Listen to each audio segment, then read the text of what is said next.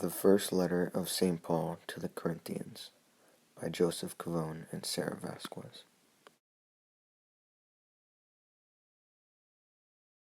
The original letter Paul wrote to the Corinthian church gives us more details of communities in early Christian life than any other New Testament book.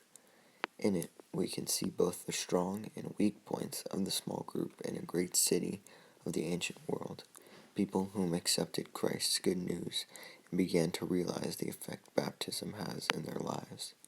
Through Paul, who acted as a father to the community, answering questions aimed directly towards him in situations in which he was informed, he reveals many things about himself, as in his teaching and the way he went about his work as an apostle.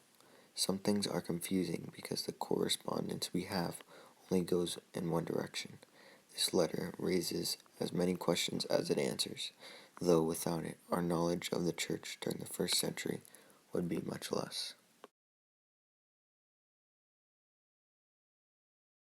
The bad news about Corinth that reached Paul in Ephesus came from two sources.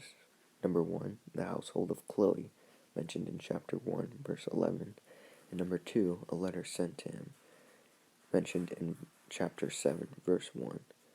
Paul responds to these writings by saying, to correct sinful practices and refute false doctrine.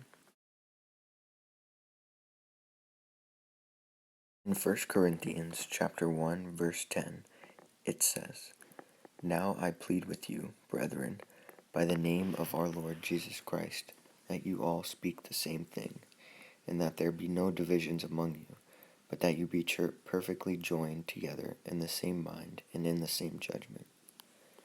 This theme exhibits the importance of Corinth being and acting as a unit. Paul explains that if Corinth is in agreement and are united, they shall prosper in God's name. The theme of being united in St. Paul's letter to the Corinthians is practiced greatly in the church today. When decisions are made, both at the archdiocese level and a typical church level, they are not made by one singular person. They are made rather by a group of people and even include some input from the common people.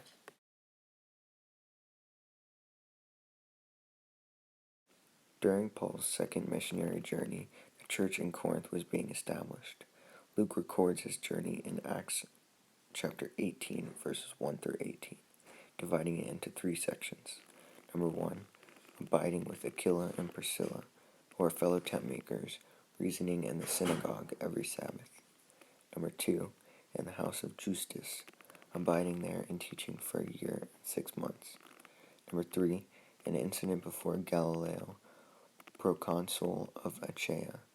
The church was affected by the environment of the city. Pride caused division in the church and disruption in the services.